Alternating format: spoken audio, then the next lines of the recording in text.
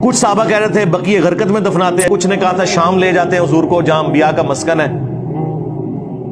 کسی نے نہیں کہا کہ حضور سے ہی پوچھ لیتے ہیں، بعد میں شیخ احمد رفاعی نے جا کے پوچھنا ہے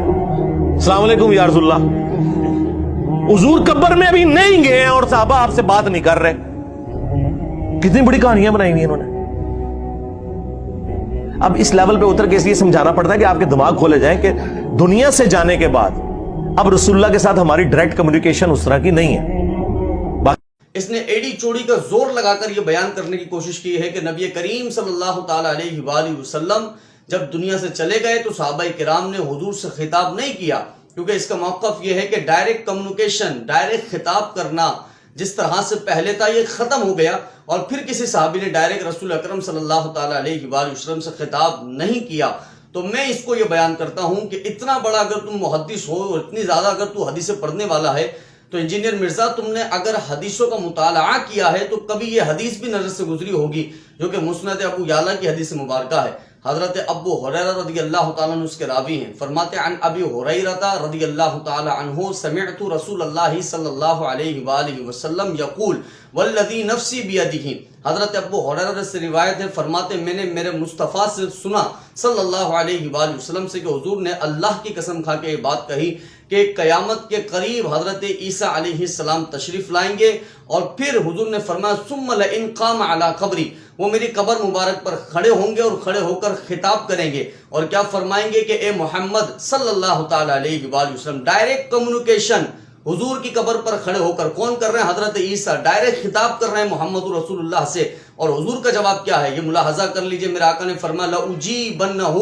میں ضرور اپنی قبر سے ان کو جواب دوں گا. تو یہ جو موقف ہے، یہ جو عقیدہ ہے الحمدللہ ثم الحمدللہ کہ نبی کریم زندہ ہیں اور صحابہ کرام علیہم الرضوان بھی ڈائریکٹ کمیونیکیشن، ڈائریکٹ رسول اللہ سے خطاب کرتے آئے ہیں، اور حضرت عیسیٰ بھی فرمائیں گے کہ حضور کا فرمان علی ہے جو کہ میں نے تمہارے سامنے پیش کر دیا ہے کہ حضور نے فرمایا لأجیبنہ،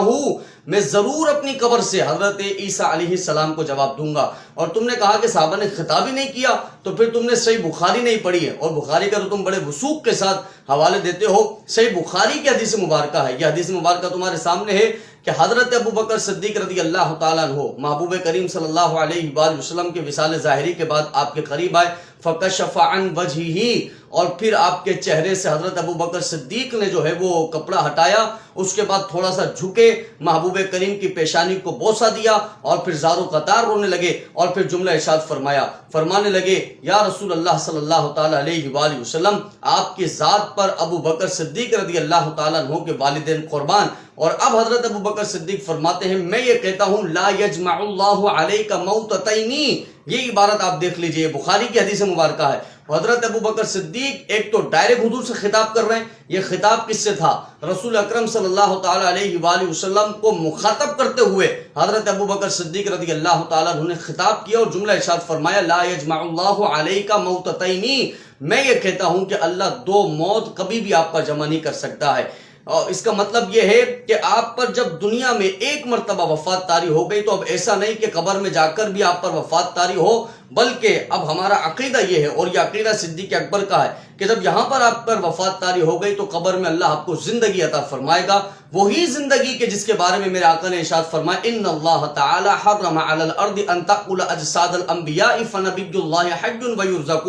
کہ بے شک اللہ کے انبیاء زمین میں زندہ ہوتے ہیں، اللہ نے زمین پر حرام کر دیا کہ انبیاء کے جسموں کو کھائے، اللہ کا نبی زندہ بھی ہوتا ہے اور ان کو رزق بھی دیا جا رہا ہوتا ہے. اور ایک روایت میں حضور کے جملے تو یہ ہیں کہ اللہ کے انبیاء زندہ ہوتے ہیں اور وہ اپنی قبر میں نماز پڑھ رہے ہوتے ہیں. اور صحیح مسلم کی حدیث مبارکہ ہے حضور نے فرمایا مررت علی موسیٰ وہو یصلی فی قبرہ، میں معراج کی رات موسیٰ کی قبر کے پاس سے گزرا، حال یہ تھا کہ وہ اپنی قبر میں نماز پڑھ رہے تھے. تو یہ تمام احادیث مبارکہ موجود ہیں جو کہ اس بات پر واضح دلیل ہیں کہ صحابہ کرام ہوں یا پھر حضرت عیسیٰ علیہ السلام ہوں، ان تمام کا ڈائریکٹ رسول اللہ سے کمیونیکیشن ہے، اور حضرت عیسیٰ کا ہوگا جیسا کہ رسول اکرم صلی اللہ تعالی علیہ وآلہ وسلم نے بیان کر دیا ہے. اور بھی کئی ایک حدیث مبارکہ ہے، لیکن بعض بات صرف اتنی ہے کہ انجینئر مرزا اگر تم کوئی غلط موقف بھی کہ لوگوں کو سمجھا رہے ہو، غلط عقیدہ بھی لوگوں کے ذہن میں ڈال رہے ہو، تو کم سے کم اتنا تو لحاظ ہونا چاہیے کہ نبی کریم کے لیے انداز تمہارا طنزی انداز نہ ہو،